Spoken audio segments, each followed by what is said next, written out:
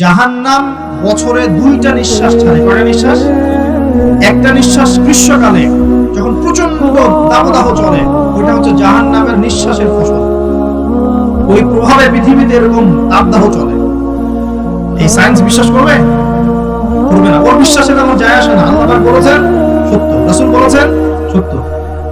আরেকটা হচ্ছে শীতকালে যখন প্রচন্ড ঠান্ডা, তখন শীতকালে জাহান্নামের এমন একটা জায়গা আছে যেটা কিন্তু শীতল জায়গা।